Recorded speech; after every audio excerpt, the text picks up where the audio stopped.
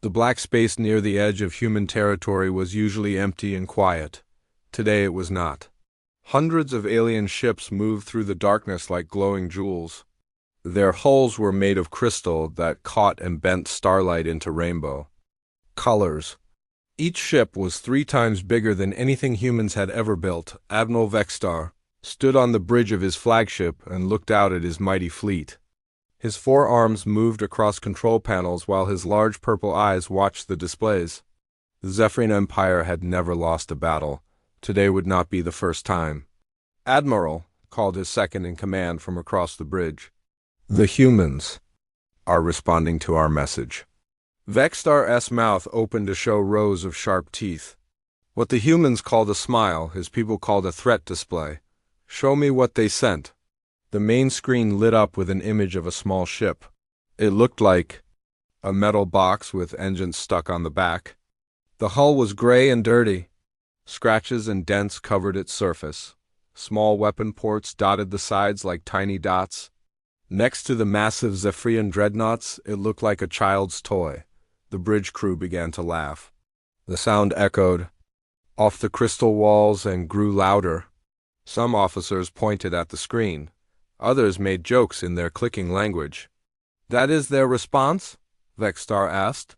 His voice was full of disbelief. "One ship? One tiny weak ship?" "Yes, Admiral," his aide replied while trying not to laugh.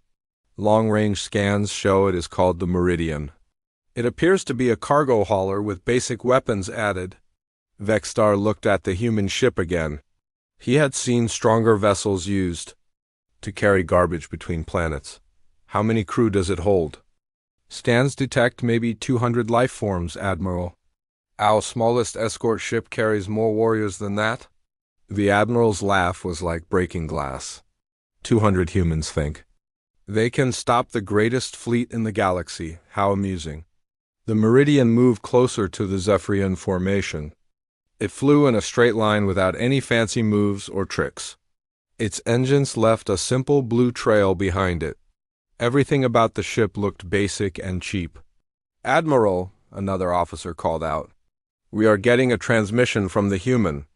"Vessel, put it on screen," Vextar ordered. "I want to see the face of whoever is foolish enough to challenge us." The image changed to show the bridge of the human ship. A woman with brown hair and dark eyes appeared on screen. She wore a simple blue uniform with silver stripes on the shoulders. Behind her, Vextar could see other humans working at basic control panels. Everything looked old and used.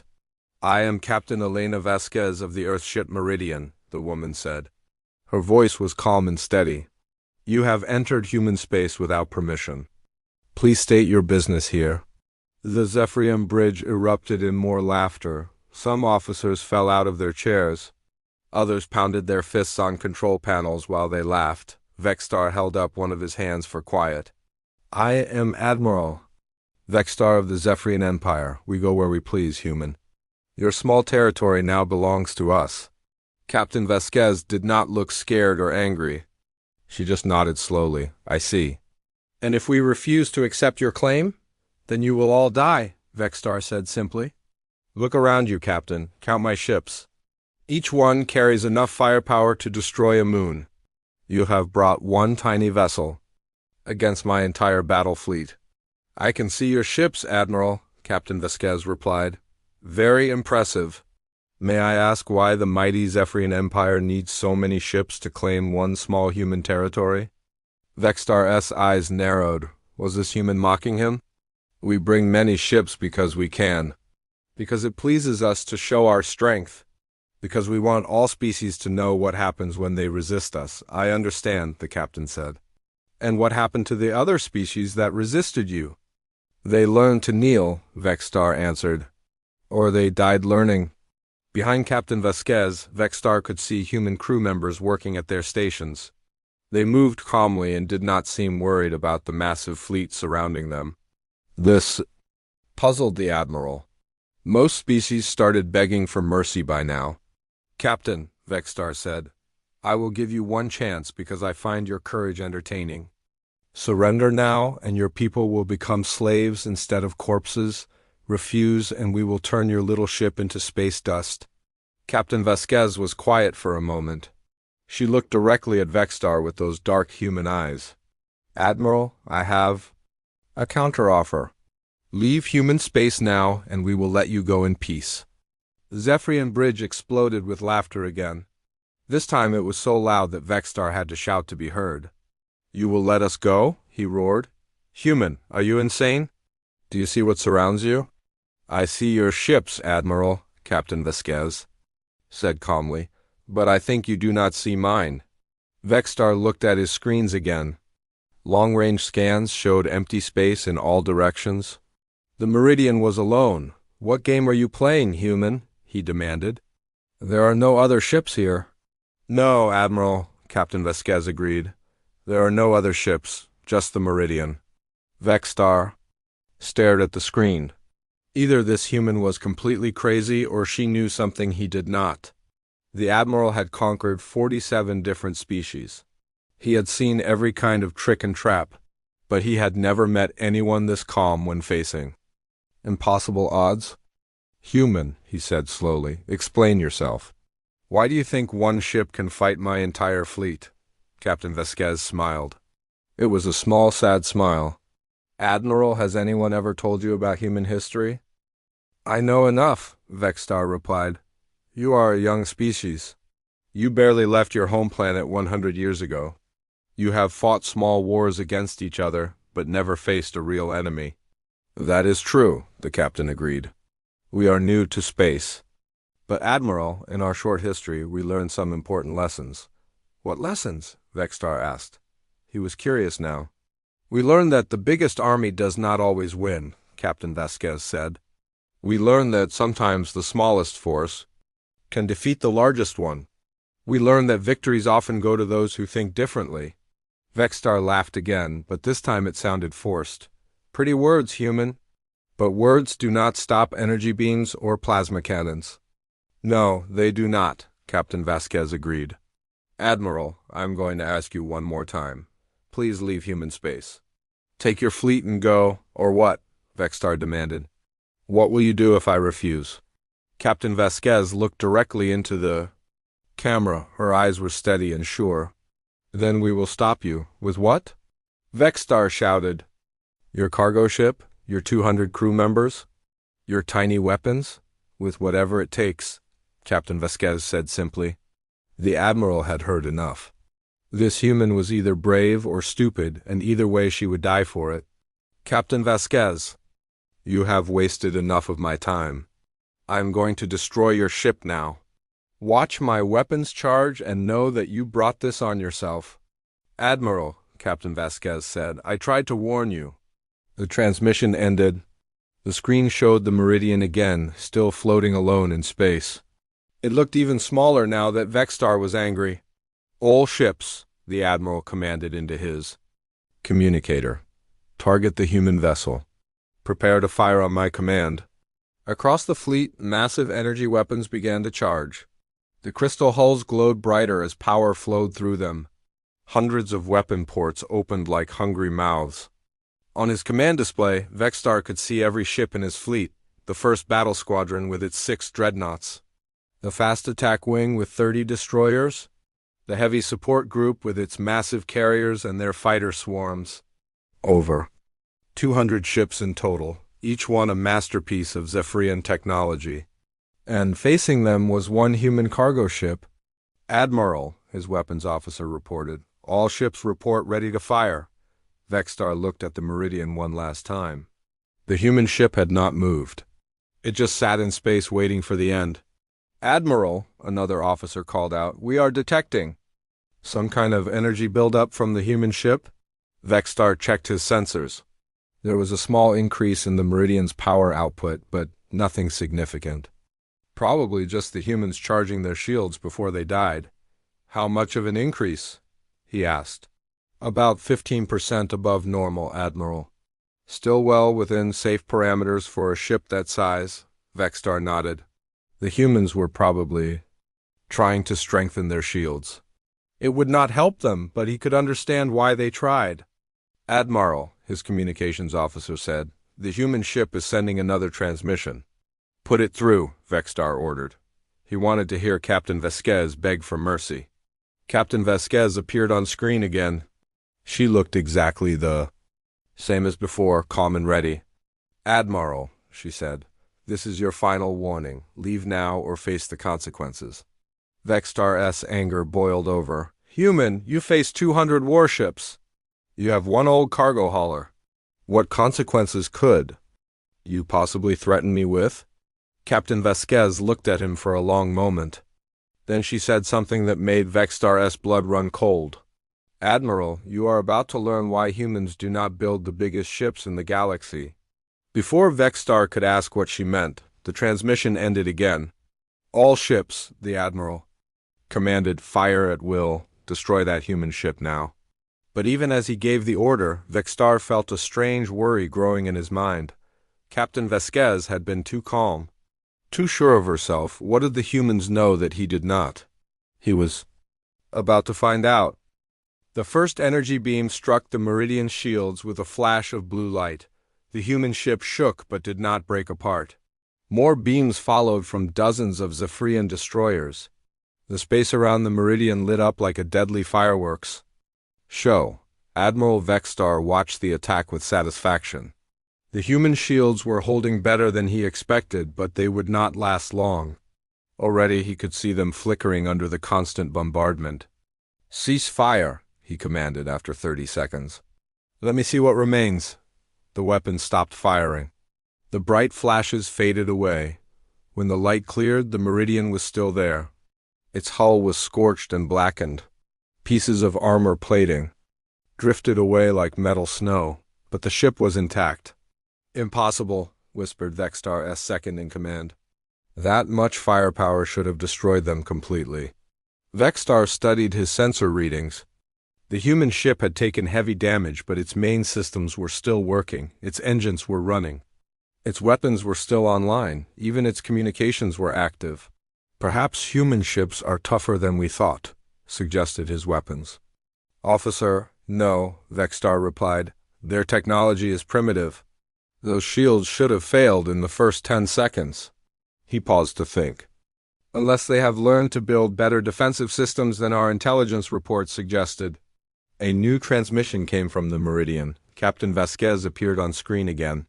Her bridge was filled with smoke and sparks flew from damaged consoles. A cut on her forehead bled down her cheek. But her voice was still calm. "That was an impressive display, Admiral," she said. "Are you finished showing off?" The Zephyrian bridge fell silent. No one could believe what they were hearing. The human captain was mocking them after surviving their attack. "You should be dead," Vexstar said slowly. "How are you still alive?" Captain Vasquez wiped blood from her forehead. "Human ships are built to last, Admiral. We learned early that space is dangerous. We make things that do not break easily. Your shields will not save you from our main guns," Vexstar warned. "That was just a test with our light weapons." "I know," Captain Vasquez replied. "But Admiral, I noticed something interesting about your attack." "What?" Vexstar demanded. "You used 37 ships to fire on us," she said. "That means you have over 160 ships that did not shoot. Why is that?" Vexstar felt his anger growing again. "Because 37 ships should have been enough to kill you 10 times over." "But they were not," Captain Vasquez pointed out. "So why not use all your ships? Why hold back?" The Admiral realized she was right. He had ordered his fastest ships to attack first while keeping his heavy dreadnoughts in reserve. It was standard Zephyrian tactics: use small forces first to test enemy defenses, then bring in the big guns to finish the job. "Because I wanted to see what you could do," he admitted. "Now I know. Your shields are stronger than expected, but they will not survive our heavy weapons." "Perhaps," Captain Vasquez said. "But Admiral, I am curious about something else." "What?" "Now?" Vexstar asked impatiently. "Your empire has conquered many species, correct?" 47 different worlds," Vexstar said proudly. "From the crystal cities of Andros Prime to the floating platforms of Kepler 9. And how did those conquests usually go?" Captain Vasquez asked. Vexstar did not understand why she wanted to know this, but he was happy to brag about Zephyrian victories. The same way this will go, human. We arrive with overwhelming force. The enemy sees they cannot win and surrenders. If they are foolish enough to fight, we destroy them quickly. How quickly? Captain Vasquez pressed. Most battles last less than an hour, Vexstar replied. Some species surrender without firing a shot, others fight bravely but die fast. The longest battle in our history lasted 6 hours. 6 hours, Captain Vasquez repeated thoughtfully. And what was special about that battle? Vexstar's chest swelled with pride as he remembered. The Corvan Defense Fleet tried to stop us at their home system. They had good ships and brave crews, but in the end, they fell like all the others. I see, Captain Vasquez said. And in all these battles, did any enemy ever surprise you? The question caught Vexstar off guard. Surprise us? How? Did any species use weapons or tactics you had never seen before? Did anyone fight in a way that made you change your plans? Vexstar thought about this. A few times enemies tried new formations or different shield configurations, but nothing that mattered in the end. Superior firepower always wins. Always? Captain Vasquez asked. Always, Vexstar confirmed.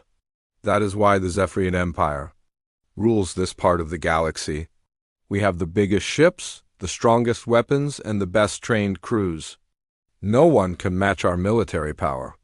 Captain Vasquez nodded slowly. I believe you, Admiral. Your empire clearly knows how to build powerful fleets and use them well. Vexstar was pleased by the compliment. Maybe this human was finally understanding the situation. But Admiral, Captain Vasquez continued, can I tell you something about humans? Speak, Vexstar allowed. Humans have a saying, the bigger they are, the harder they fall. Do you know what that means? Vexstar's translator struggled with the phrase.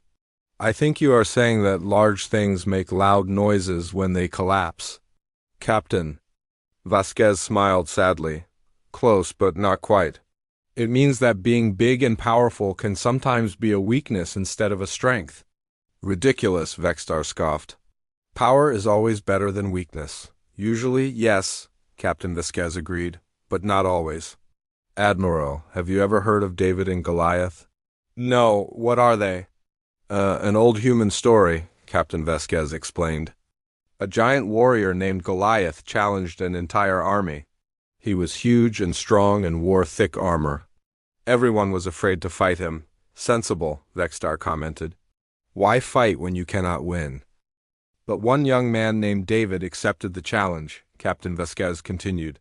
He was small and weak compared to Goliath. He had no armor and no big weapons. And he was stupid, Vexstar said. Perhaps, Captain Vasquez agreed. But David had something Goliath did not expect. What? A sling and a stone? Vexstar frowned. His translator was having trouble with these words. A sling? What is that? A simple weapon, Captain Vasquez explained. Just a strip of leather that can throw stones very fast and very accurately. That is no weapon for fighting a giant warrior, Vexstar protested. That is what Goliath thought too, Captain Vasquez said. He laughed at David just like you are laughing at me. But David used his simple weapon to hit Goliath in the only place his armor did not protect him. Where? His forehead. One stone thrown at exactly the right spot and the mighty giant fell down dead. Vexstar was quiet for a moment. Then he laughed louder than before. Human, are you comparing yourself to this, David? Do you think you have some magic stone that will defeat my fleet? No magic, Admiral, Captain Vasquez replied. But I do have something your intelligence reports missed. What? Vexstar demanded. Human. Creativity. Before Vexstar could ask what she meant, alarms began sounding on his bridge. His sensor officer was shouting something about energy readings. Admiral, the officer called out. I am detecting massive power fluctuations from the human ship. Vexstar looked at his displays. The readings showed the Meridian's energy output was climbing rapidly, but the numbers made no sense. Check your instruments, he ordered. These readings cannot be correct? I have checked them twice, Admiral, the sensor officer replied nervously. The human ship is generating power levels that should be impossible for a vessel that size.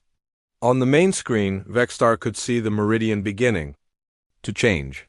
Sections of its dull gray hull were sliding apart like puzzle pieces. Underneath, something was glowing with a soft white light. "What are they doing?" Vexstar whispered. Captain Vasquez answered him from the communication screen. "We are showing you what human creativity can accomplish, Admiral." The hull sections continued to retract, revealing more of the glowing core beneath. The light was getting brighter and the energy readings were climbing higher. "Admiral," his tactical officer reported, "whatever they are powering up, it is unlike anything in our databases." Vexstar felt a cold fear creeping into his heart. For the first time in his long military career, he was facing something completely unknown. "All ships," he commanded, "target the human vessel and fire everything we have. Destroy it now before it can complete whatever it is doing." The order went out across the fleet.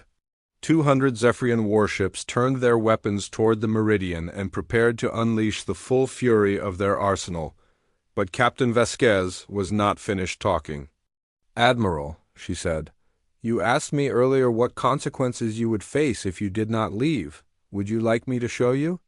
"Human," Vexstar snarled, "in 10 seconds you will be dead." "Your threats mean nothing." "They are not threats, Admiral," Captain Vasquez replied calmly. "They are promises." More sections of the Meridian's hull pulled away. The glowing core was now visible as a crystalline structure that pulsed with inner light. The energy readings were off the scale. "Admiral," his sensor officer screamed, "the power levels are beyond our ability to measure. Whatever that thing is, it is generating more energy than our entire fleet combined." Vexstar stared at the screen in growing horror. The modest cargo hauler was transforming before his eyes into something else entirely. Something that made his massive dreadnoughts look like toys. "Impossible," he breathed. "How could they hide that much power in such a small ship?" Captain Vasquez heard him. "Admiral, you made the same mistake that Goliath made. You looked at the outside and thought you knew what was inside. You saw a small, weak ship and assumed it was helpless." "But the scans," Vexstar protested. "Our sensors showed a simple cargo vessel." "Your sensors showed exactly what we wanted them to show," Captain Vasquez replied. "Admiral, meet the real Meridian." The last hull sections retracted completely. What floated in space now bore no resemblance to the ship they had been mocking minutes before. The crystalline core was huge, easily 3 times the size it should have been able to fit inside the original hull. It pulsed with energies that hurt to look at directly. "All ships fire!" Vexstar screamed. "Fire everything!" Now, but as 200 alien warships prepared to unleash destruction, Captain Vasquez spoke one final time. "Admiral, you wanted to know about human creativity. We took your idea of building bigger and stronger weapons and decided to go in a different direction." "What direction?" Vexstar asked, though he was not sure he wanted to know the answer. Captain Vasquez looked directly at him through the screen. Her eyes were sad but determined. "Instead of building bigger weapons, Admiral, we built a better one." The first wave of energy beams from the Zephyrian fleet struck the transformed Meridian with the force of a dying star. The space around the human ship exploded in brilliant light as hundreds of weapons fired at once. The attack was so intense that Admiral Vexstar had to shield his eyes from the glare on his viewing screen. When the light faded, Vexstar expected to see empty space where the human ship had been. Instead, the Meridian floated exactly where it was before. The crystalline core at its center glowed brighter than ever, completely undamaged. "Report?" Vexstar shouted to his sensor officer. The Zephyrian's 4 hands moved frantically across his control panel. His purple face had turned pale with shock. "Admiral, our weapons had no effect." The energy beams were absorbed into that crystal structure. "Absorbed?" Vexstar could not believe what he was hearing. "That is impossible. Nothing can absorb that much firepower." "The readings do not lie, Admiral," the officer replied. "Every joule of energy we fired at them was taken in by their core. And, sir, something else is happening." "What?" The energy we fired at them is making their core stronger. The power readings are climbing even higher. Vexstar felt his blood turn to ice. His fleet had just fed more power to the human weapon. All ships cease fire immediately. The order went out across the fleet, but it was too late. The damage was done. The Meridian's core now pulsed with energy that came from both human technology and Zephyrian weapons. Captain Vasquez appeared on the communication screen again. Behind her, Vexstar could see that the human bridge looked completely different now. The simple control panels had been replaced by complex displays showing streams of data. The crew moved with practiced efficiency at stations that had been hidden. "Thank you for the energy boost, Admiral," Captain Vasquez said politely. "Our core was already at full charge, but the extra power will make this demonstration even more impressive." "Demonstration?" Vexstar whispered. "Yes," Captain Vasquez replied. "You see, Admiral, humans learned something important during our wars on Earth. We learned that the best weapon is not always the biggest one. Sometimes the best weapon is the one your enemy never sees coming." Vexstar looked at the tactical display, showing his fleet. 200 of the most advanced warships in the galaxy surrounded one human vessel. By every rule of space combat, the humans should be dead already. "What are you?" he asked quietly. "We are exactly what we told you," Captain Vasquez answered. "We are the crew of the Earthship Meridian. We are here to protect human space from invasion." "But your ship," Vexstar protested. "It was a cargo hauler. Our scans confirmed it." "Your scans showed you what we wanted them to show," Captain Vasquez explained. "Admiral, humans are very good at making things look different from what they really are. We call it camouflage." Vexstar's mind raced as he tried to understand. The hull, the weapons, the power readings, everything was fake. "Not fake, Captain," Vasquez corrected. "Just hidden. The outer hull was real cargo ship plating. The weapons you detected were real defensive guns. The power signature was real too, just much lower than our actual capabilities." "How?" Vexstar demanded. "How can you hide that much power?" Captain Vasquez smiled slightly. "Human engineers are very creative, Admiral. While other species focus on building bigger ships, we focus on building smarter ones." She gestured to something off-screen, and new images appeared on Vexstar's display. They showed technical diagrams of the Meridian's true structure. The Admiral stared in amazement as he realized what he was looking at. "Your ship," he said slowly, "it is not one vessel. It is multiple ships connected together." "Very good," Captain Vasquez said approvingly. "The outer hull contains 5 separate vessels, each with its own purpose. What you thought was a simple cargo ship was actually a mobile command center. 2 escort fighters, a supply vessel, and this." The image zoomed in on the crystalline core. "What is that?" Vexstar asked, though he was afraid to hear the answer. "This is the quantum cascade disruptor," Captain Vasquez said simply. "It is humanity's most advanced weapon system." Vexstar had never heard those words before, but they filled him with dread. "What does it do?" "It does something that no other weapon in the galaxy can do," Captain Vasquez replied. "It attacks matter at the quantum level." Vexstar's translator struggled with the technical terms. "Quantum level? What does that mean?" "It means, Admiral, that instead of trying to break through your shields or armor, this weapon simply makes them stop existing." The blood drained from Vexstar's face. "Stop existing?"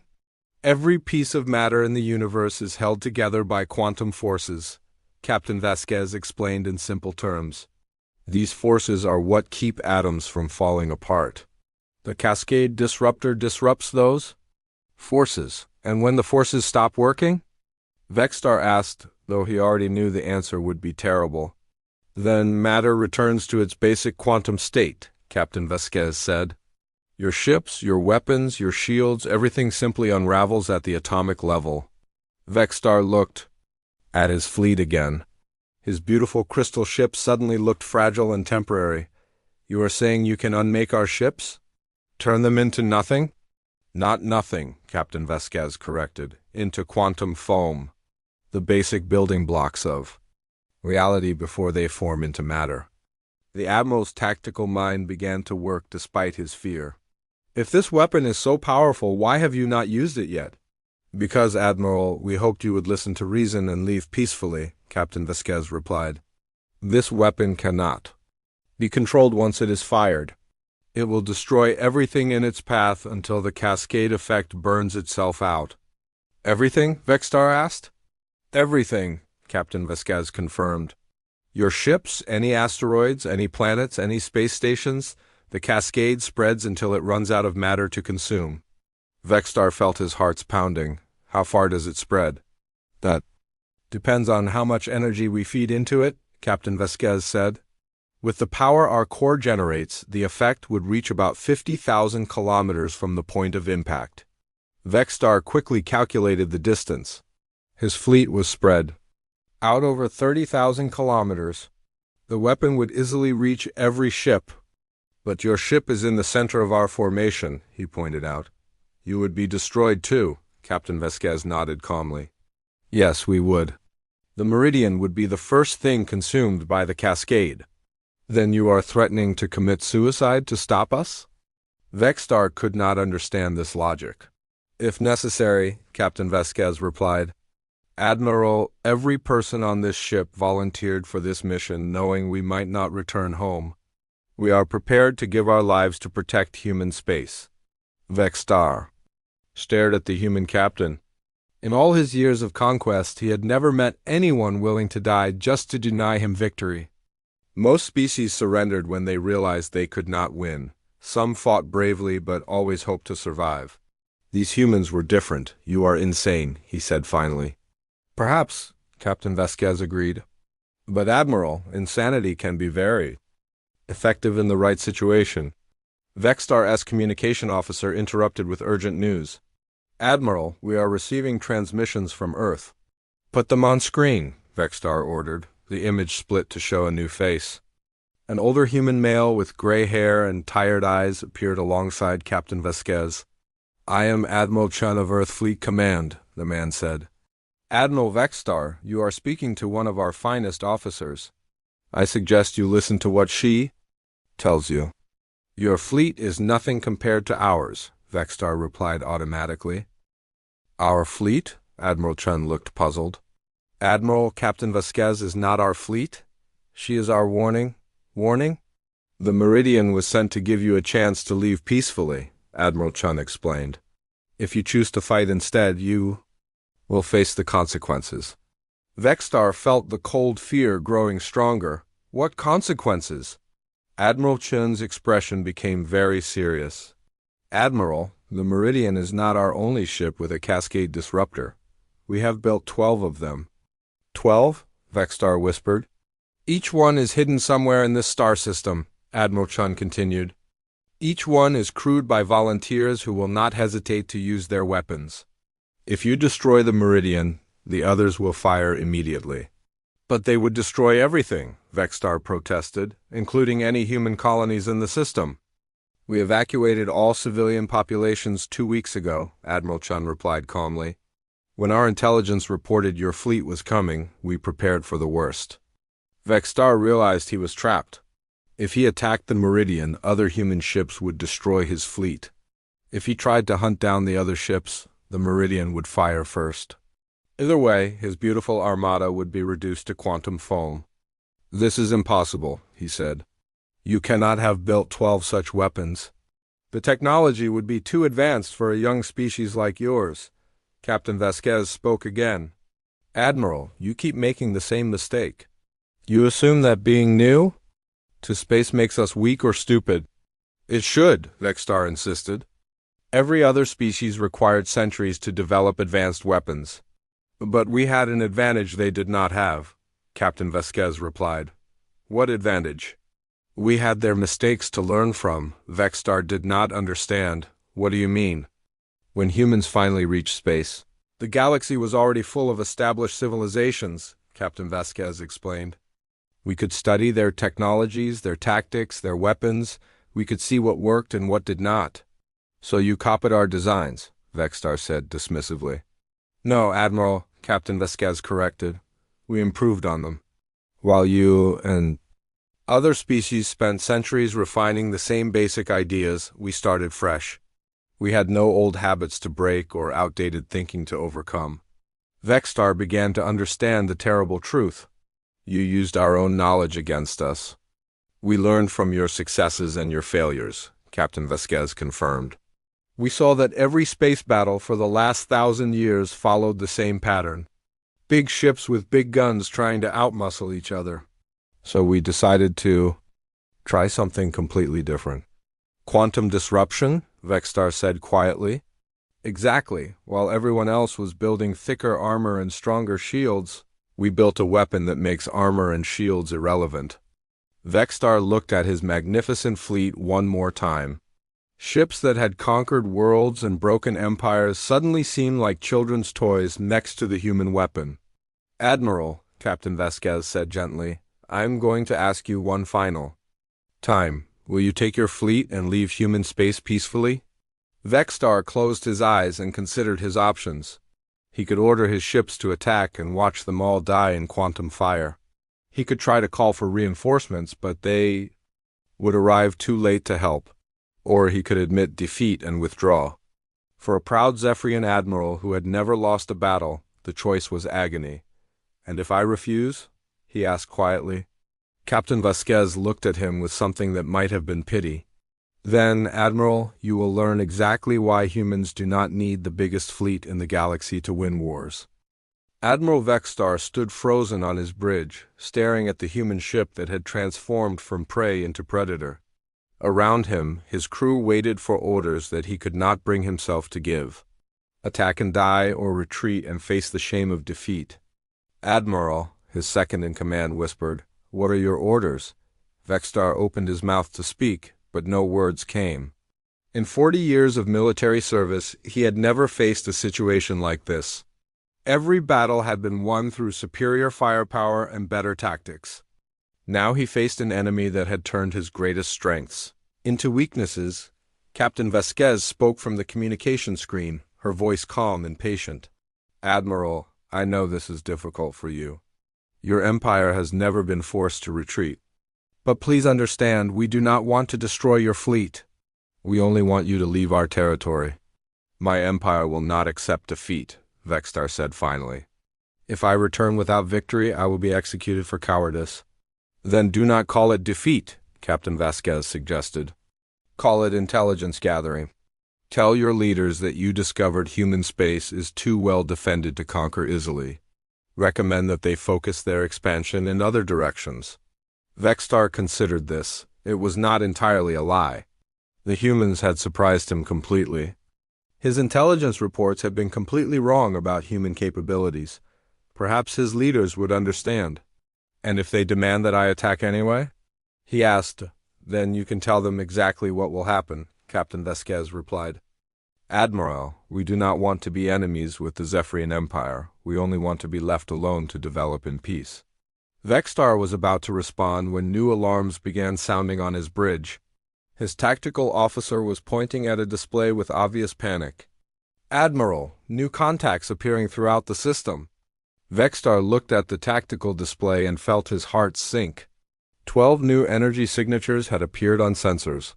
They were scattered across the star system, each one generating the same quantum energy readings as the Meridian. The other disruptor ships, he breathed. Yes, Captain Vasquez confirmed. Admiral Chun was not bluffing. We have weapons positioned to cover every possible escape route from this system. Vexstar studied the positions of the new contacts. They formed a perfect sphere around his fleet with no gaps. Even if he ordered his ships to scatter in all directions, the human weapons could still reach them. How long have they been there? He asked. 3 weeks, Captain Vasquez replied. We began positioning our defensive fleet as soon as our scouts reported your approach.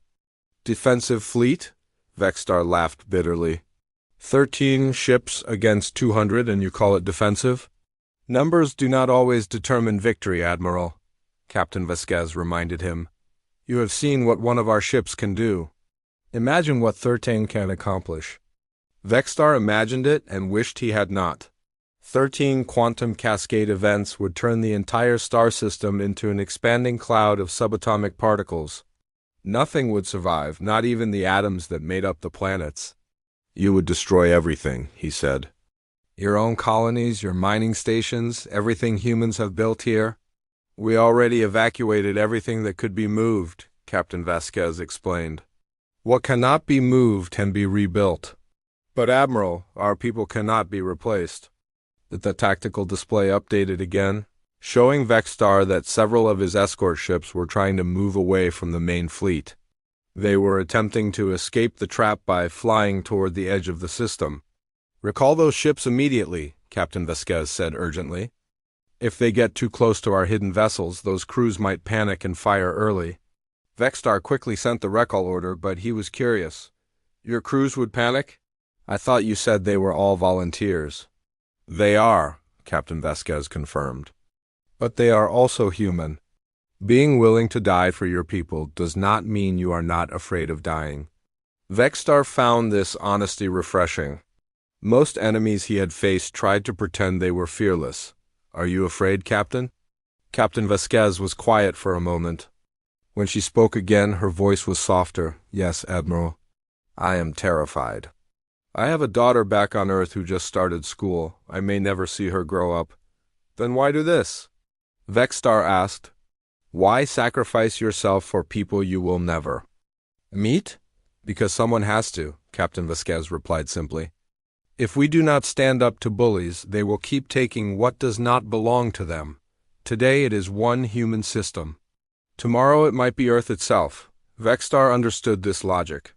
It was the same reason he served his empire, though he had never thought of the Zephyrians as bullies before. Your species is very strange, Captain. Most civilizations we encounter think only of their own survival. Maybe that is why most civilizations become victims instead of survivors. Captain Vasquez suggested. The communication system crackled with a new voice. Admiral Chun appeared on a separate screen next to Captain Vasquez. Admiral Vexstar, Chun said formally, I am going to be very direct with you. My government has authorized me to use any means necessary to protect human space. That includes the total destruction of your fleet if required. And your own ships? Vexstar asked. We knew the risks when we accepted this mission, Admiral Chun replied. Every crew member signed documents accepting that they might not return home. Vexstar looked around his own bridge at his crew. Young Zephyrians who had joined the fleet seeking glory and adventure. Veterans who had families waiting for them at home. None of them had volunteered to die in a pointless battle. How much time do I have to decide? He asked. Captain Vasquez checked something on her control panel. Our weapons are fully charged and ready to fire. But Admiral, we are not in a hurry. Take the time you need to make the right choice. Vexstar closed his eyes and tried to think clearly. His empire's honor demanded that he fight. But his duty as a fleet commander was to protect his ships and crews. How could he choose between honor and duty? Captain, he said finally, what would happen if I ordered my fleet to surrender? We would escort you to the edge of human space and release you, Captain Vasquez replied. No harm would come to any of your people. And if I ordered them to attack? Captain Vasquez's expression became sad. Then we would defend ourselves. All of us, Vexstar understood. If he attacked, 13 human ships would fire their quantum weapons simultaneously. His entire fleet would be destroyed in seconds, but so would the humans. It would be mutual annihilation. There is a third option, Admiral Chun said quietly. What? Vexstar asked. You could order your fleet to leave, but stay behind yourself in a small ship to observe our weapons test. Vexstar was confused. Weapons test? We plan to test one of our disruptors on an asteroid after you left, Admiral Chun explained. You could witness the demonstration and report back to your empire about human capabilities. The idea was tempting. Vexstar could save his fleet and still return with valuable intelligence about human weapons. But it would still mean admitting defeat.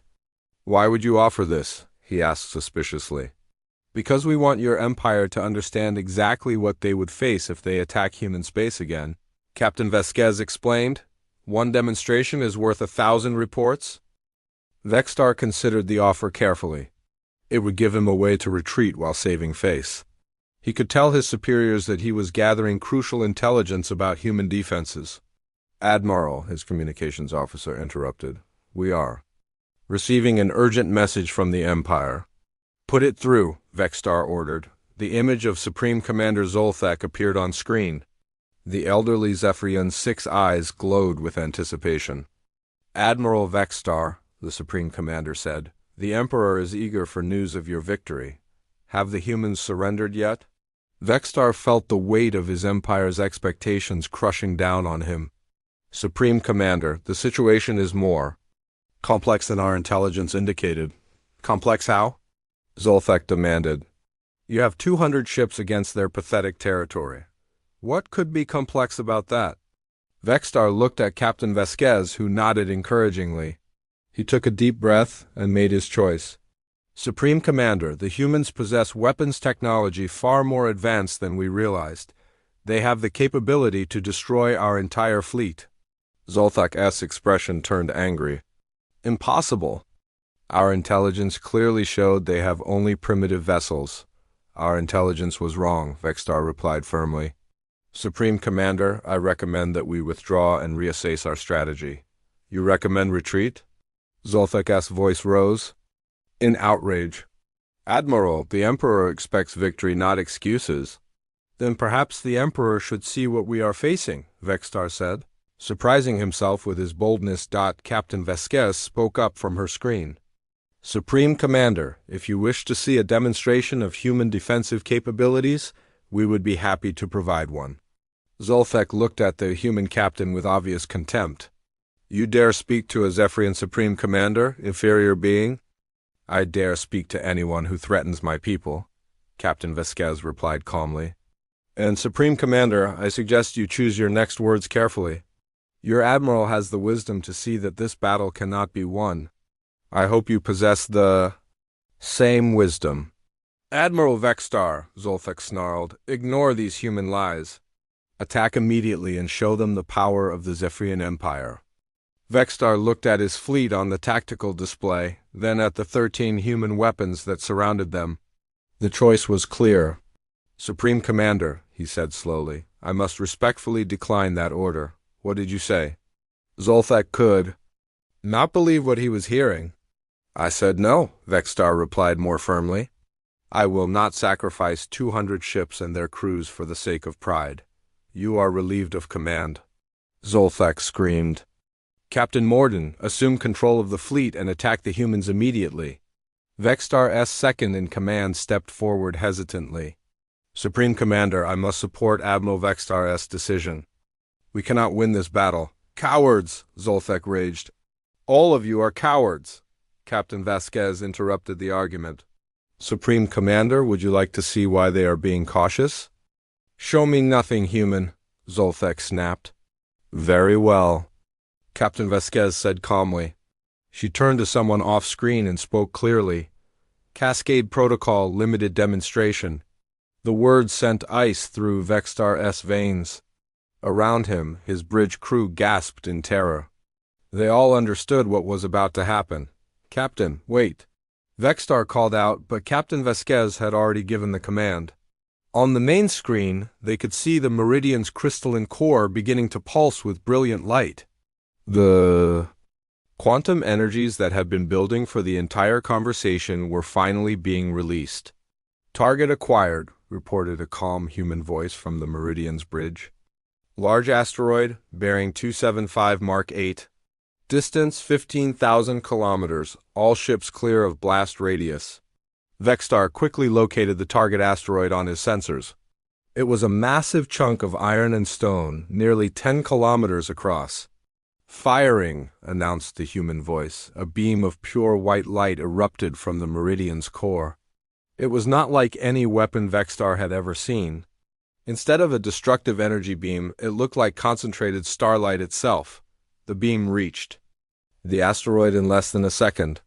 The moment it touched the rocky surface, something impossible happened. The asteroid simply stopped being there. It did not explode or shatter or melt. One moment it existed, solid and real and massive. The next Moment there was only empty space where it had been. Cascade effect contained, reported the human voice. Target successfully disintegrated. No secondary damage detected. Vexstar stared at the empty space where a mountain-sized asteroid had existed seconds before.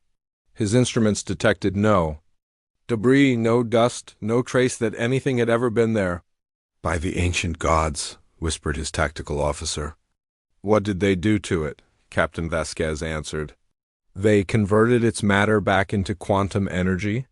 The cascade effect consumed every atom and returned them to their basic state.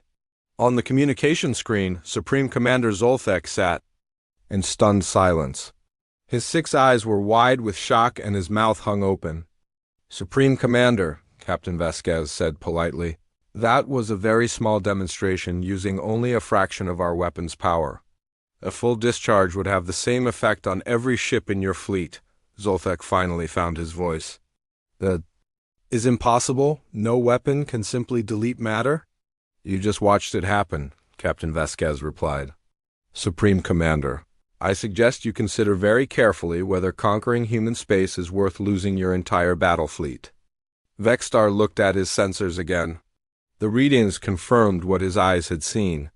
The asteroid was completely gone, erased as if it had never existed. Admiral, he said quietly to his screen, we will withdraw immediately. A wise decision? Captain Vasquez replied. Admiral, you are welcome to return to this system in the future for peaceful trade and diplomacy. But any future military incursions will be met with the same response you witnessed today. Vexstar nodded slowly. Understood, Captain and Captain? Yes, Admiral. Thank you for the warning. Most species would have simply fired without giving us a chance to retreat. Captain Vasquez smiled sadly. Admiral, humans prefer to solve problems with words rather than weapons. But when words fail, we are prepared to do whatever is necessary to protect our people. As Vexstar began issuing orders for his fleet to withdraw, he realized something important. The humans had not just demonstrated their weapons' power. They had shown him something much more valuable. They had shown him what mercy looked like when backed by absolute strength. It was a lesson the Zephyrian Empire would never forget. 3 months after the confrontation at the edge of human space, Admiral Vexstar sat in his private quarters aboard the Zephyrian flagship. His fleet was returning home at a slow pace, giving him time to prepare his report for the Emperor. The journey had been quiet and thoughtful, very different from the confident advance they had made toward human territory. The news of what happened had already spread across the galaxy faster than their ships could travel. Subspace communications networks carried the story from system to system. A single human vessel had faced down the greatest battle fleet in Zephyrian history and forced them to retreat without firing a shot in anger. Well, that was not entirely true. They had fired 1 shot. But it had been aimed at an asteroid, not at his ships. The difference was important. Vexstar pulled up the sensor recordings of that moment again.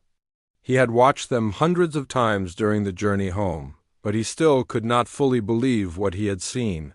The asteroid had been there 1 second and gone the next.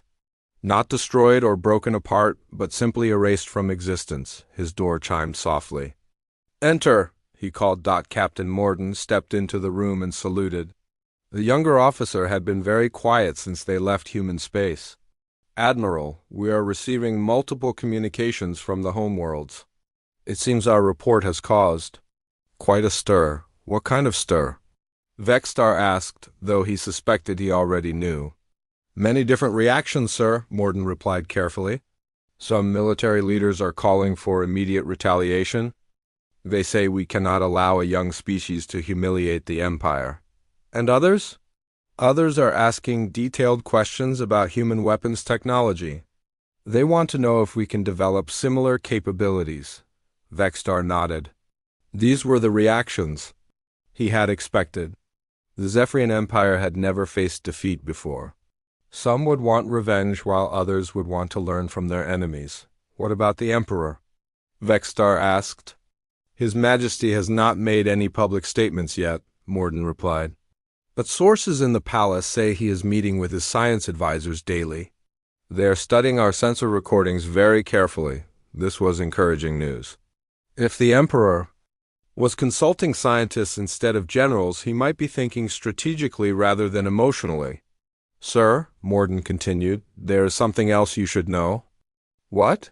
We are not the only fleet that has encountered humans recently. Vextar sat up straighter. Explain. 3 other species have reported contact with human vessels in the past month, Morden said. The Corvan Defense Force, the Altany, Trade Guild, and the Nexus Collective. What kind of contact? Vextar asked with growing interest. Different for each group, Morden explained. The Corvans were approached by human diplomats offering trade agreements. The Altany received requests for cultural exchanges. The Nexus Collective was invited to participate in joint scientific research projects. Vextar thought about this. The humans are reaching out to other species. Yes, sir. And sir, there is something interesting about the timing. What? All of these contacts happened after news of our confrontation spread. It seems the humans are using their demonstration of strength to open diplomatic channels. Vextar found this fascinating. Most species use military victories to demand tribute or territory. The humans were using their victory to make friends. Have any of these species accepted human offers? He asked. The Corvans have already signed 3 trade agreements, Morden reported.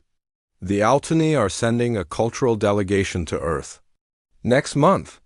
The Nexus Collective is sharing research data about quantum physics. Quantum physics, Vextar repeated thoughtfully. Of course they would be interested in that. His door chimed again. This time it was his communications officer. With an urgent message. Admiral, we are receiving a priority transmission from the capital. It is marked for your eyes only. Vextar accepted the datapad and read the message quickly. His expression grew more serious with each line. What is it, sir? Morden asked. New orders, Vextar replied. We are to proceed directly to the capital, at maximum speed. The Emperor wants to see me immediately upon our arrival. Are we in trouble, sir? Vextar was not sure how to answer that question. We will find out soon enough. 2 weeks later, Admiral Vextar stood in the crystal throne room of the Zephyrian Emperor. The massive chamber was filled with advisors, generals, and scientists. All eyes were focused on him as he delivered his report about the human encounter. Emperor Zolthek listened carefully to every word. The ancient ruler had led the Zephyrian Empire for over 3 centuries. He had guided his people through dozens of conquests and made them the dominant power in this region of the galaxy. His wisdom was legendary. When Vextar finished his report, the Emperor was quiet for a long moment. Then he spoke in his deep, resonant voice. Admiral, in your opinion, could our forces defeat these human weapons if we attacked with our full military might? Vextar had expected this question and had prepared his answer carefully. Your Majesty, based on what I observed, a direct assault would result in the complete destruction of any attacking force.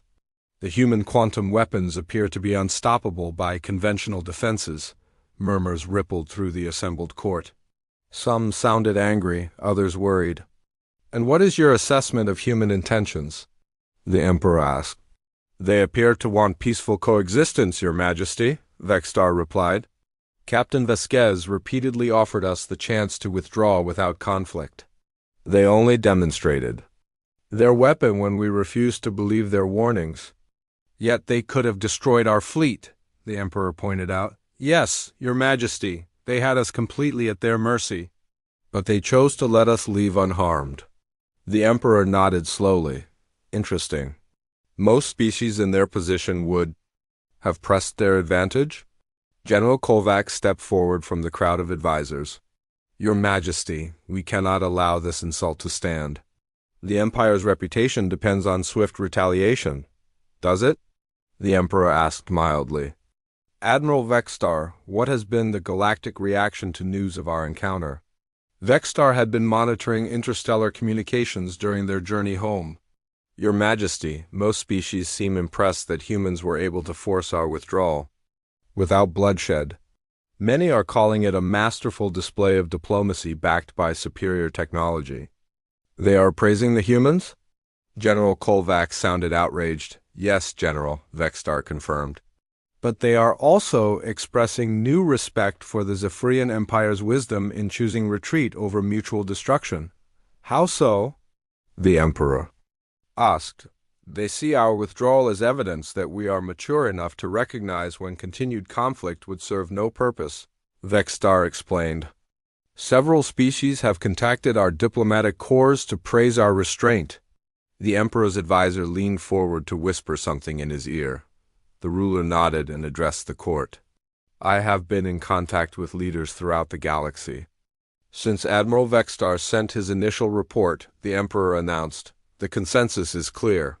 Humanity has emerged as a new major power, and their unique approach to warfare has changed the balance of galactic politics. Changed how? Asked another general.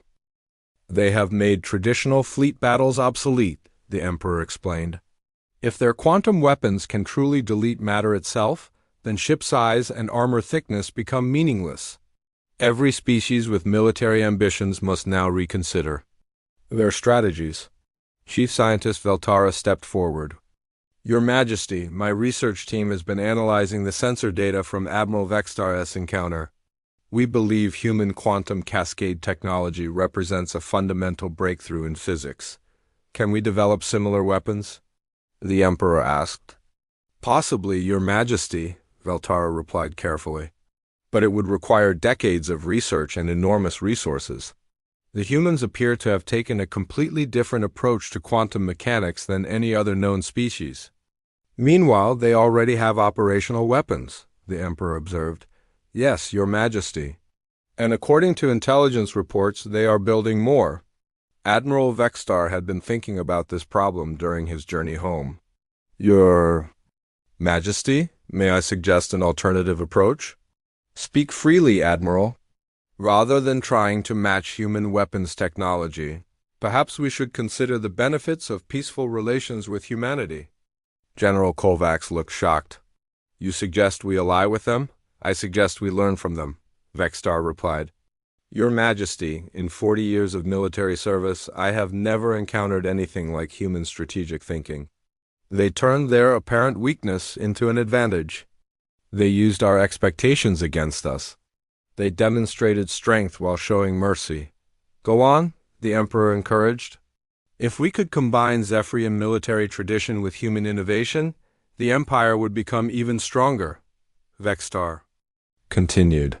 But if we insist on treating them as enemies, we risk everything. You think they would attack us? General Kovacs asked. I think they would defend themselves, Vextar corrected.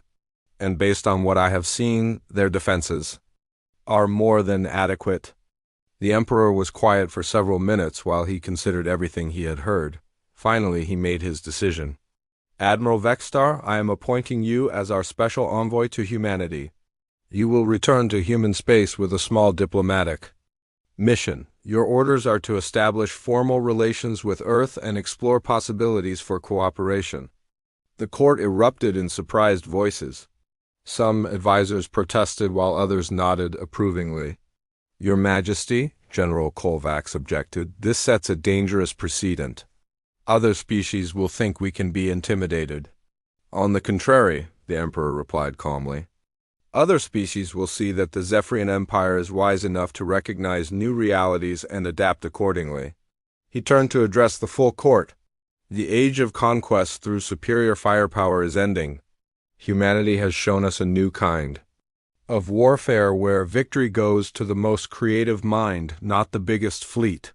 We can either learn from this lesson or be destroyed by our failure to understand it. 6 months later, Admiral Vextar stood on the observation deck of a human space station orbiting Earth. Through the transparent aluminum windows, he could see the blue and green world that had produced such remarkable beings. The peace negotiations had gone better than anyone expected. The humans had been generous with their terms, asking only for recognition of their territorial boundaries and guarantees of non-aggression. In return, they offered trade agreements, cultural exchanges, and limited sharing of non-military technology. Captain Vasquez joined him at the window. She now wore the uniform of an Earth Diplomatic Corps officer, having been promoted after the successful resolution of the crisis. "Beautiful, is it not?" she said, looking down at her homeworld. "Very beautiful," Vextar agreed. "Captain, may I ask you a personal question?" "Of course, Admiral." "When you gave the order to fire your weapon, were you certain I would withdraw rather than attack?" Captain Vasquez was quiet for a moment. "Honestly, no, I hoped you would make the wise choice, but I was prepared for either outcome." "You were really willing to die to stop my fleet?" "Yes," she replied simply. "Admiral, humans have a saying, freedom is not free. Sometimes you must pay a high price to protect the things that matter most." Vextar nodded. "We have a similar saying in Zephyrion, but I think humans understand its meaning better than we do." Perhaps," Captain Vasquez said. "Or perhaps we just understand it differently." They stood in comfortable silence for a while, watching Earth turn slowly beneath them. "Admiral," Captain Vasquez said eventually, "there is something I should tell you." "What is that?" "The Meridian was not really a cargo ship converted into a weapons platform." Vextar looked at her in surprise. "What was it then?" "It was built from the beginning as a diplomatic vessel," she explained. "The weapons system was real, but the ship's primary mission was always to make contact with your fleet and convince you to withdraw peacefully." "So the entire encounter was planned?" "Every detail," Captain Vasquez confirmed. "We knew that simply telling you about our capabilities would not be enough. We had to show you in a way that would demonstrate our strength while also showing our restraint." Vextar realized he had been completely outmaneuvered from the very beginning. "Your people are very clever, Captain." "We try to be," she replied with a smile. "Admiral, humans learned long ago that the best victories are the ones where nobody has to die." As Vextar looked down at Earth, he understood that the galaxy had indeed changed. The age of conquest was ending, replaced by something new and hopeful. Species would still compete and sometimes conflict, but perhaps they would also learn to solve their problems through wisdom instead of warfare. It was a lesson worth learning, even for an old warrior like himself. The human approach had not just saved his fleet. It had shown him a better way to be strong. The alarm blared through the Global Defense Force headquarters. Red lights flashed as men and women in uniform rushed to their stations. Commander Jack Davis ran his hand through his gray hair and took a deep breath. After 20 years of service, he thought he had seen everything. He was wrong. "Sir, you need to see this," said Lisa Miller, the head of intelligence. Her usually calm face showed worry as she handed him a tablet. On the screen, a group of objects moved toward Earth from beyond Mars. They were not asteroids or any known space junk. They moved with purpose. "How many?" Jack asked. 17 large ships and about 40 smaller ones," Lisa replied. "They're slowing down. They want us to see them coming." Jack nodded. "They're making a statement." He looked at the room full of Earth's best military minds, all watching him. "Alert all nations. But no panic. We need to appear strong." Within hours, the strange fleet reached Earth orbit. They were massive ships, like floating cities of metal and light. The largest one was 3 miles long with strange markings on its hull.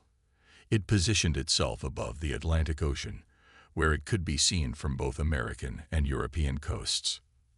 The message came on all frequencies and in perfect English. "People of Earth, we are the Dominion. Your world is now under our protection and rule. Your leaders will meet with Lord Vex in 12 hours to discuss terms of your surrender."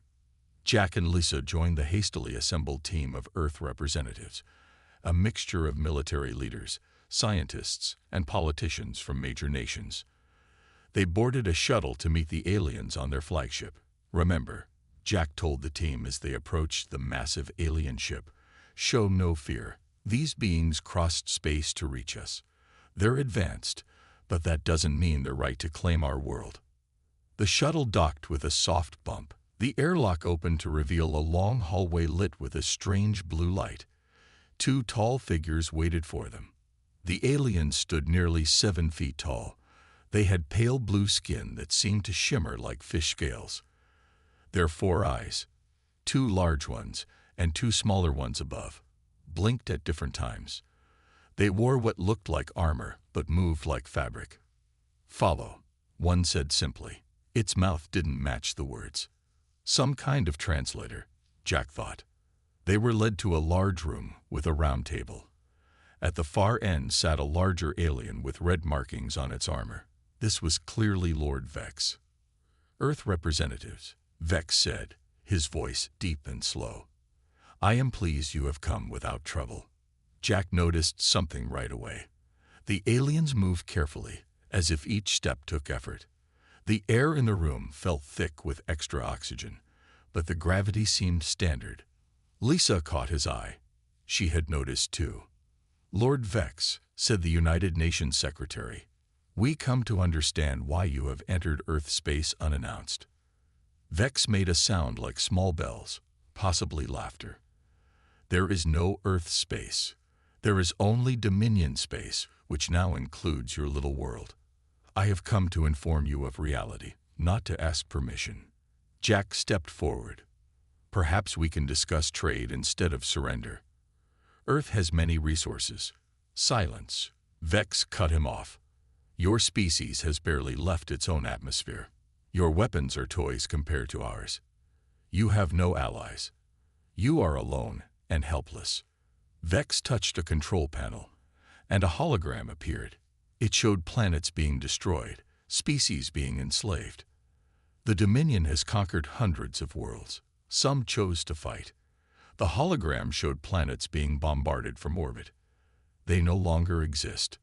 "And those who surrender?" Lisa asked. "They serve," Vex replied simply. "Your people will mine resources, grow food for our armies, and provide workers. In return, we allow you to live." "How generous," Jack said, trying to keep his voice steady. "When do you expect our answer?" "You have 30 Earth days to prepare your people for their new role. After that, we begin resource collection with or without your cooperation." Vex stood up, clearly ending the meeting. But as he did, he grabbed the table for support. Jack saw it clearly. These aliens were struggling with Earth's gravity, and when Vex breathed, his chest moved rapidly, like someone not used to the air. As they were escorted back to their shuttle, Lisa whispered to Jack, "Did you see how they moved? And their reaction times are slow. When you reached for your water, the guard took nearly a full second to react." Jack nodded. "Something's not right. These beings have amazing technology, but physically, they're weak," Lisa finished. Back on Earth, news of the alien ultimatum spread quickly. People panicked. Some rioted. Others prayed. World leaders argued about whether to fight or surrender. In a secure underground facility, Jack and Lisa met with Dr. Alan White, Earth's leading expert on human evolution. "You're right," Dr. White said after hearing their observations. "Based on their movements and breathing patterns, these aliens evolved on a world with much lower gravity and less oxygen than Earth." "How does that help us?" Jack asked. "Their ships can still destroy us from orbit." Dr. White smiled for the first time. "For years, I studied what makes humans unique compared to other Earth species. Our endurance, our adaptability, our ability to survive in almost any climate. We evolved on a harsh world that killed 99% of all species that ever lived here." He pulled up a diagram on his computer. "If these aliens come from a low-gravity, low-oxygen world, then humans would seem like, well, like superhumans to them. Our strength, speed, and endurance might be extraordinary by their standards." Lisa leaned forward. "Can we use that?" "Maybe," Dr. White said, "but we need more information, and we need a plan that doesn't involve them bombing us from space." Jack thought for a moment. "Then we play along. We act defeated. We let them think we're helpless while we learn more about them." "And then?" Lisa asked. Jack's eyes hardened.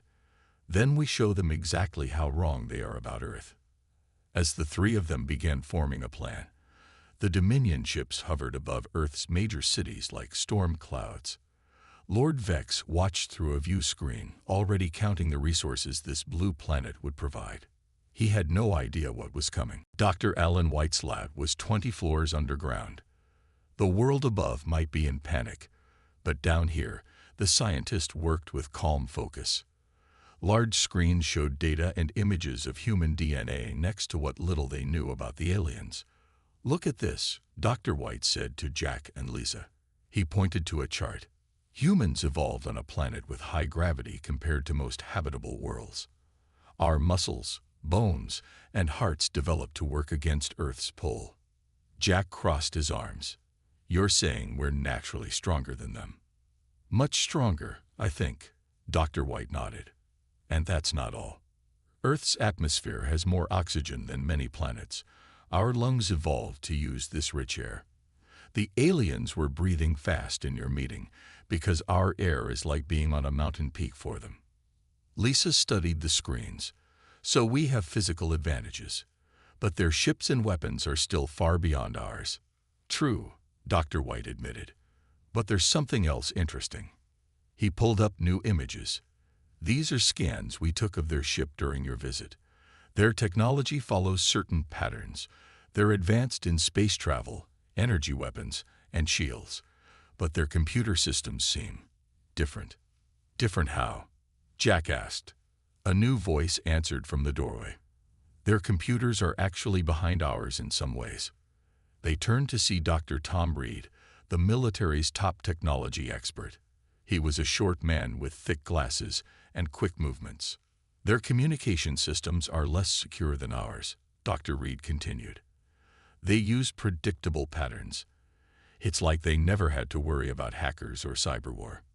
Because they were always the strongest," Lisa realized. "They never needed to hide their signals or protect against attacks."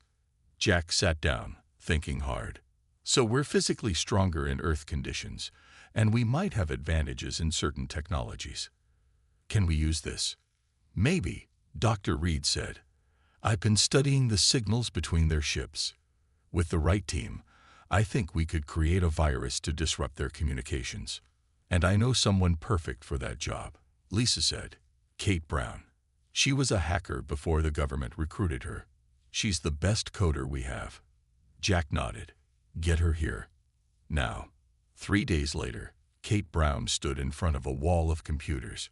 She was young, with dyed blue hair and fingers that moved across keyboards faster than most people could follow.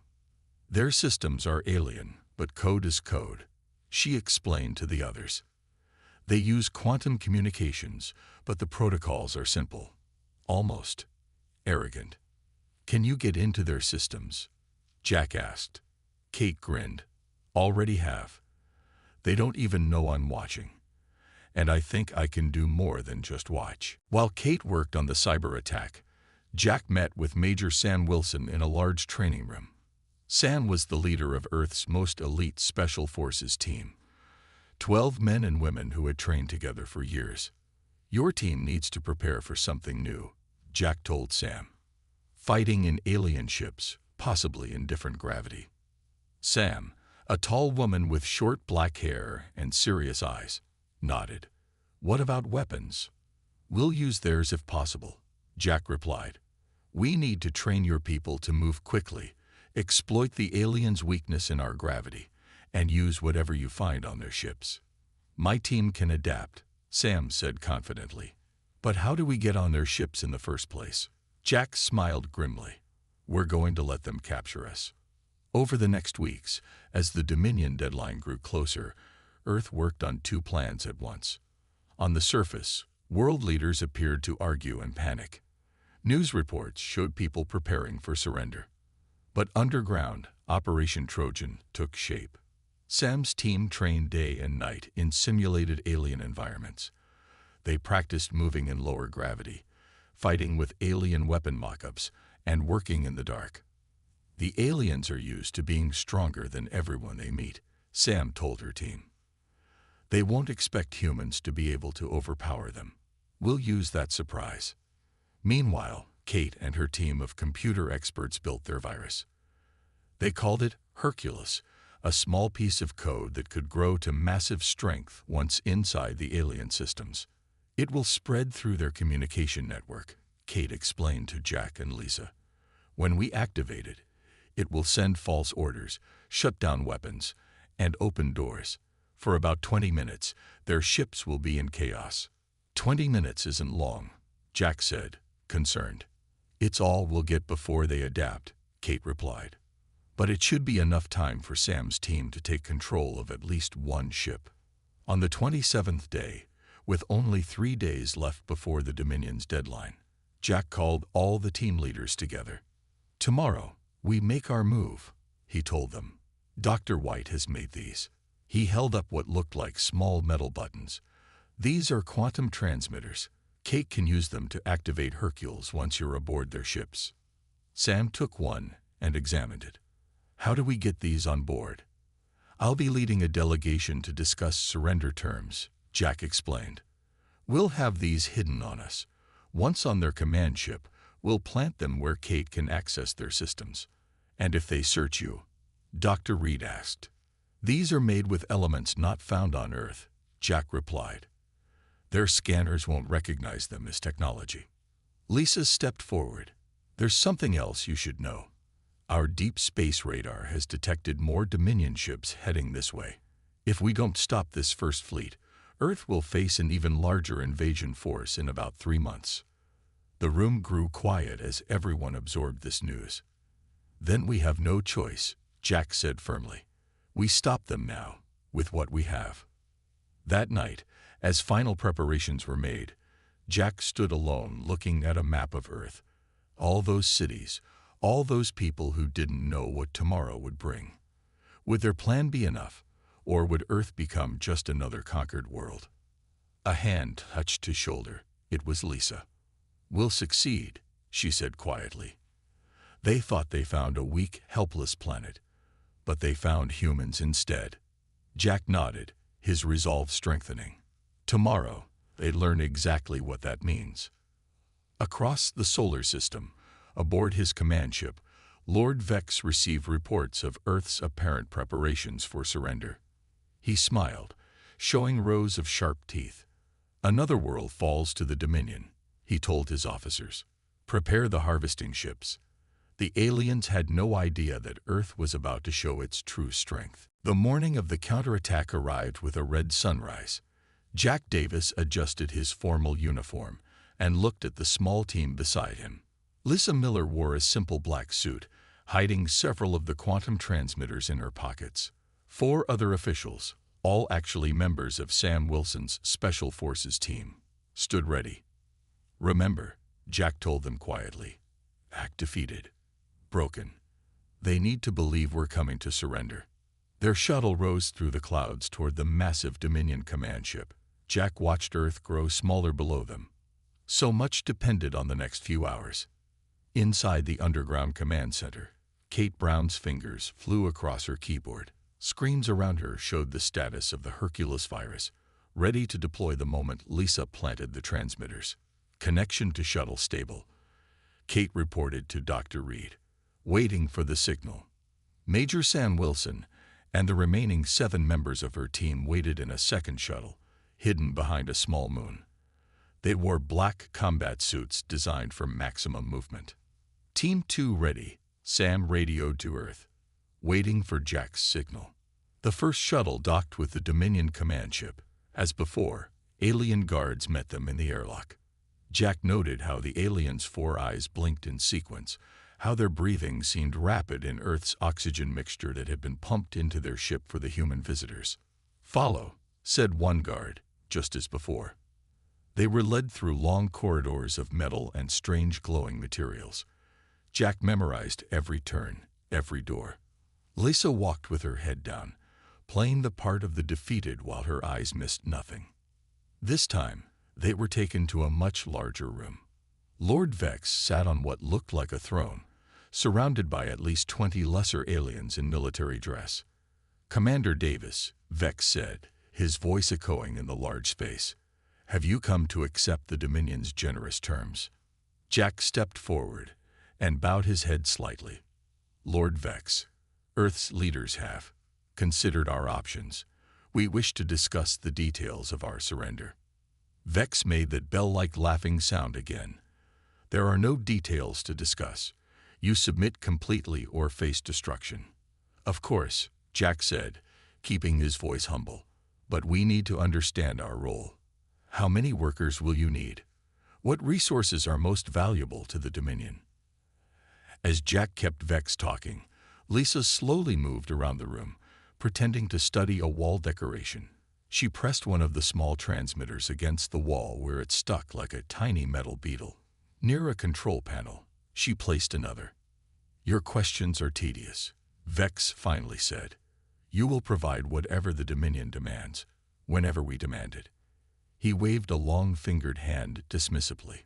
Take them to the holding room while I prepare the formal surrender broadcast. As planned, the guards led Jack's team to a smaller room with a table and chairs. Once the doors closed, Jack tapped a pattern on his wrist device.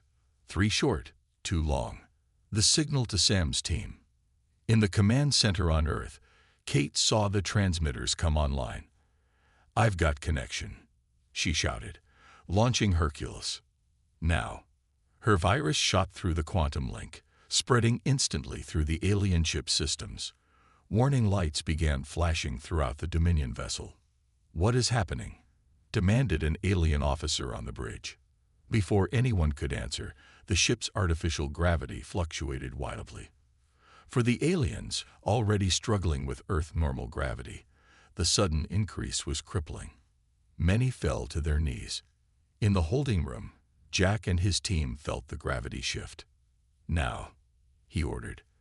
The 4 disguised soldiers attacked the guards. What would have been an even fight on the aliens' homeworld was no contest in Earth-like gravity. The guards moved slowly, their muscles straining against a pull they weren't evolved to resist. The humans, by contrast, moved like lightning. Within seconds, the guards were unconscious, and the team had their weapons, strange rifle-like devices that fired energy pulses. Lisa, stay here and keep planting transmitters, Jack ordered. We're heading for the bridge. Meanwhile, Kate's virus raced through the Dominion fleet. Ship communications went dark. Navigation systems showed false readings. Weapons targeting failed. In the chaos, Sam Wilson's shuttle approached the command ship undetected. They docked at a maintenance airlock that Kate had unlocked remotely. We're in, Sam reported, moving to engineering. On the bridge of the command ship, Lord Vex raged. What is happening? Restore communications. A junior officer stumbled toward him, fighting the increased gravity. Lord, all systems are compromised. We've lost contact with the fleet. Impossible, Vex shouted. These primitives can't. The bridge doors slid open. Jack and his 3 soldiers rushed in, alien weapons raised. Actually, we can, Jack said. The bridge crew reached for weapons, but moved as if underwater. Jack's team fired precisely, hitting control panels rather than aliens. Sparks flew as more systems failed. Vex stood, his face contorted with rage and effort against the gravity. You dare, he hissed. We dare, Jack replied, aiming his weapon at Vex's chest. Now order your fleet to stand down, or we'll see how well your species does in even higher gravity. Across the solar system, the Dominion fleet drifted in confusion. Some ships collided as navigation failed. Others fired at phantom targets created by Kate's virus. On Earth, hidden installations powered up. These were humanity's secret weapons, reverse-engineered from a crashed alien scout ship found decades ago and kept hidden even from most humans. Giant electromagnetic pulse generators aimed at the smaller Dominion ships. Gravity manipulation devices, similar to what the aliens used but modified by humans, created distortion fields around others. In the command ship's engineering section, Sam's team secured the main power core. Engineering is ours, she reported to Jack. We can shut down life support if needed. Jack nodded grimly at Vex. Your fleet is disabled. Your command ship is captured. Earth is not surrendering today. Vex stared in shock. How? You're primitives. You barely leave your atmosphere. We let you think that, Jack said. We let you think we were weak. But humans have one advantage you never considered. What advantage? Vex asked, his voice no longer confident. Jack smiled. We evolved on the most dangerous planet you've ever encountered. And that made us stronger than you could imagine. Outside the viewports, they could see Dominion ships losing altitude, some crashing into the ocean as Earth's hidden weapons took their toll. Lisa's voice came through Jack's communicator. All transmitters placed. Kate has control of the entire command network. Good, Jack said. He turned back to Vex. Now let's discuss the terms of your surrender. The alien commander could only stare in disbelief at the humans who had just turned his invasion into a stunning defeat. The counterattack had worked. Now Earth needed to prepare for what would come next. Lord Vex stood surrounded by human soldiers on his own bridge. He had never known such shame, but he was not ready to admit defeat. You may have surprised us, he said to Jack, but this is far from over. The Dominion does not lose wars. Jack watched as the alien pressed a hidden button on his armor. What did you just do? Vex's mouth formed what might have been a smile. I ordered our ground forces to deploy. Even now, thousands of our warriors descend to your cities. They wear battle suits that will compensate for your gravity. They carry weapons that can level buildings.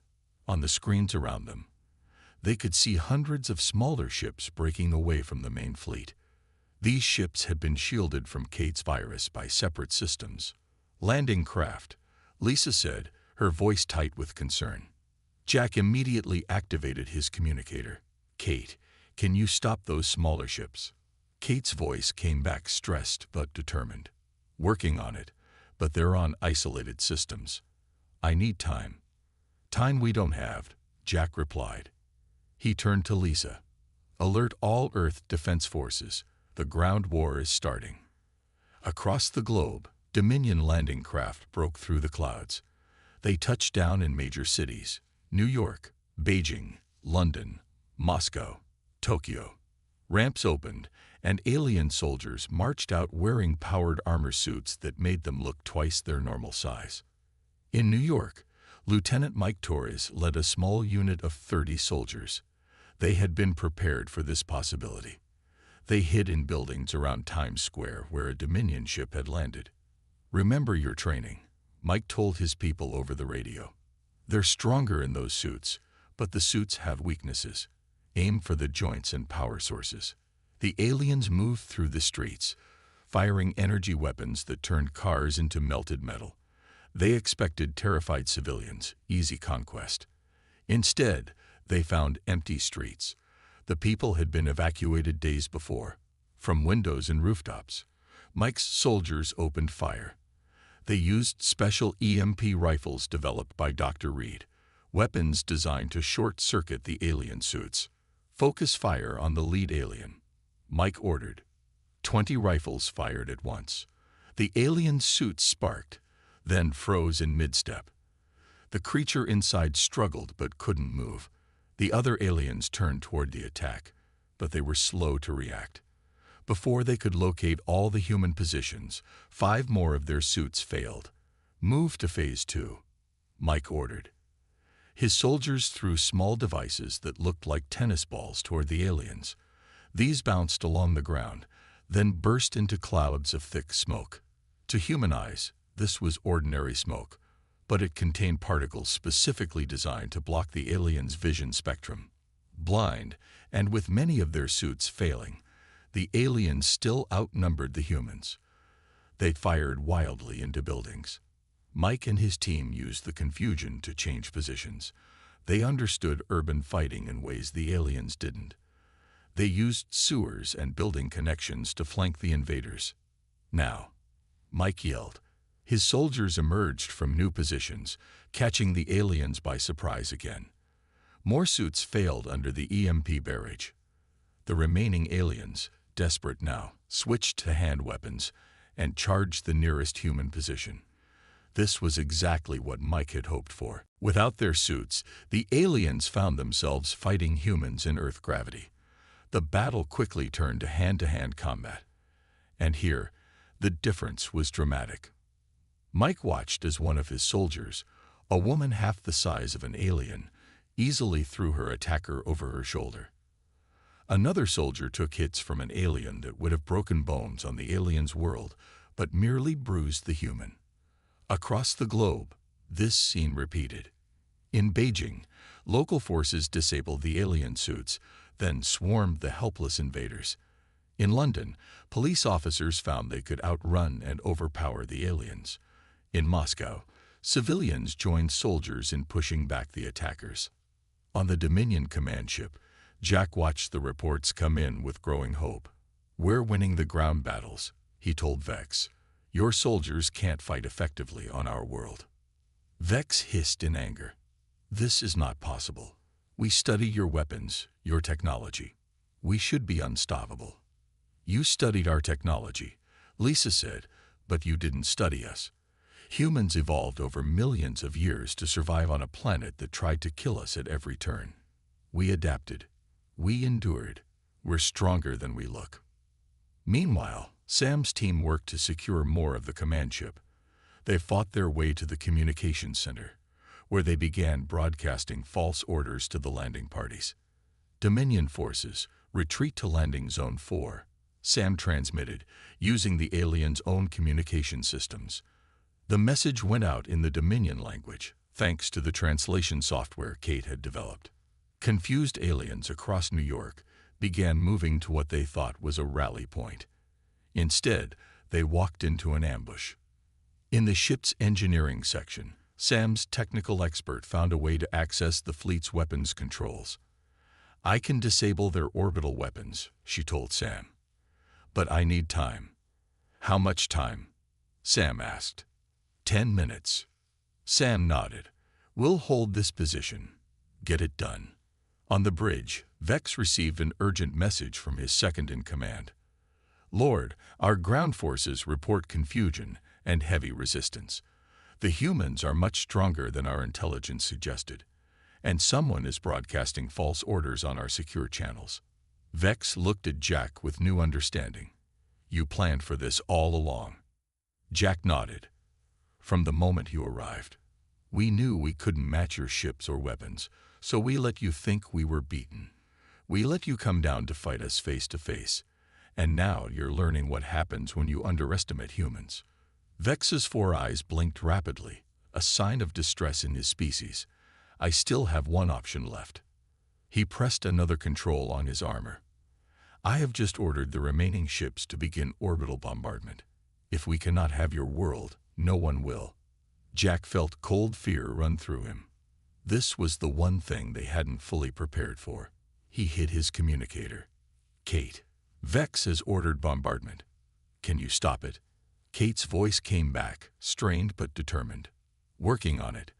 Dr. White is activating the quantum disruptor now." Deep under the Rocky Mountains, Dr. White stood before a massive device built from the combined knowledge of Earth's best scientists. It was their last resort. A quantum communication disruptor that could sever the connection between the Dominion ships. "Activating now," Dr. White said as he pressed the final sequence. The machine hummed to life, sending invisible waves across Earth's orbit. One by one, the Dominion ships lost contact with each other and their command ship. Vex watched in horror as the screens on the bridge went dark. "What have you done?" Jack smiled grimly. "We've shown you that Earth is never helpless. Now, about those surrender terms. 1 week after the failed invasion, Earth looked different. Damaged Dominion ships sat in fields and oceans, being studied by eager human scientists. In New York, London, and other cities, cleanup crews worked to repair the limited damage from the ground battles. In Washington, D.C., inside a heavily guarded building, Jack Davis and Lisa Miller prepared for another meeting with Lord Vex. This time, the meeting would be on Earth's terms. "Are you ready for this?" Lisa asked Jack as they walked toward the conference room. Jack straightened his uniform. "As ready as I'll ever be." It's not every day you negotiate with an alien empire. The conference room had large windows overlooking the city. Sunlight poured in, making the room bright and warm. 6 human leaders sat at one side of the long table, representing Earth's major nations and military forces. The door opened, and Lord Vex entered with 3 other aliens. They moved carefully in Earth's gravity, which they now understood was much stronger than their home world. Without their technology advantage, they seemed smaller, less threatening. Lord Vex, Jack said, not standing. Please be seated. Vex sat slowly, his pride clearly wounded. Commander Davis, I am here to discuss terms as you requested. Good, Jack replied. First, let me introduce Dr. Alan White, who has something interesting to share. Dr. White stood and activated a large screen on the wall. It showed images of Earth's long history. Lord Vex, we've studied your technology and your biology, Dr. White began, and we've made some fascinating discoveries. Your species evolved on a world with 1/3 of Earth's gravity and much less oxygen. Your planet had few predators or natural disasters. White showed more images, early humans fighting for survival, adapting to ice ages, surviving volcanic eruptions, and meteor impacts. Humans, by contrast, evolved on a world that tried to kill us at every turn. We survived ice ages, massive volcanic eruptions, meteor impacts, and countless predators. We adapted. We grew stronger. Our bodies became efficient at using oxygen. Our muscles developed to work in high gravity. Our minds evolved to solve problems and innovate. Vex watched the screen, his 4 eyes blinking in different patterns. This explains much about your unexpected strength. But what is your point? Dr. White continued. The Dominion became powerful through technology, not evolution. You found easy worlds to conquer, but Earth was never going to be an easy conquest. Jack took over. Which brings us to our terms. We will not join the Dominion as a conquered world. Instead, we propose an alliance. Vex made a sharp sound, surprise in his language. Alliance? After we try to conquer you? Yes, Jack said simply. We've studied your empire. You've grown complacent. You haven't faced real challenges in centuries. That's why we were able to defeat your forces so easily. And why would we ally with you? Vex asked, his voice less confident than before. Lisa spoke up. Because we have things you need, and you have things we need. She activated another screen, showing human innovations the aliens hadn't seen before. Humans think differently than your species. We solve problems in ways you haven't considered. Our computer security, our encryption methods, our biological adaptations, all these could strengthen the Dominion. And in return, Vex asked, faster than light travel, Jack said. Energy production methods, access to the wider galaxy. Vex was silent for a long moment. Then he said something surprising. We've never been defeated before. Not in 500 years of conquest. There's a first time for everything, Jack replied. The question is, what will you learn from this defeat? 3 days of negotiations followed. The aliens were tough, but fair once they accepted their position. Earth would not supply slaves or unlimited resources. Instead, they would exchange technology, knowledge, and eventually, once trust was built, people, scientists, diplomats, and explorers. As the talks proceeded, Dr. White made another discovery. Look at this, he told Jack and Lisa one evening, showing them genetic data on a screen. The Dominion has conquered over 200 worlds, but most of those species share similar evolutionary backgrounds, low-gravity worlds, stable climates. So humans really are unique. Lisa asked. In their experience, yes, Dr. White replied. We're the first high-gravity, high-oxygen species they've encountered. They simply had no frame of reference for what we could do. On the final day of negotiations, Vex made an unexpected offer. The Galactic Council meets in 1 month, he told Jack. Earth should send representatives. Jack looked surprised. You want us at the council. Why? Because, Vex said, his voice carrying a new respect, the galaxy should know about Earth, about humans. There are threats beyond the Dominion, enemies even we fear. The galaxy needs what humans can offer. 1 month later, Jack stood with Lisa and Dr. White aboard a modified Dominion ship. Earth grew smaller below them as they accelerated toward the stars. For the first time, humans were traveling faster than light. Hard to believe a month ago they were trying to conquer us, Lisa said, watching Earth disappear from view. And now we're going to represent Earth at a council of alien species, Dr. White added, his eyes wide with excitement. Jack looked at the stars ahead. Vex told me something interesting yesterday. He said there are 17 major powers in the galaxy. Most have been stable for thousands of years. They've grown comfortable, set in their ways. And now here come humans, Lisa said with a small smile. Adaptable, innovative, stronger than we look. Exactly, Jack replied. We're going to change everything for them. The ship jumped to faster than light speed, carrying the first humans beyond their solar system. Earth was no longer alone, no longer isolated. And the galaxy would soon learn what the Dominion had discovered the hard way, that the third planet from an ordinary yellow star had produced something extraordinary, humans. As they approached the massive space station where the Galactic Council met, Jack prepared his opening words carefully. He would tell the assembled representatives of 17 galactic powers about Earth, about humanity's long journey, about their unexpected strength and endless adaptability.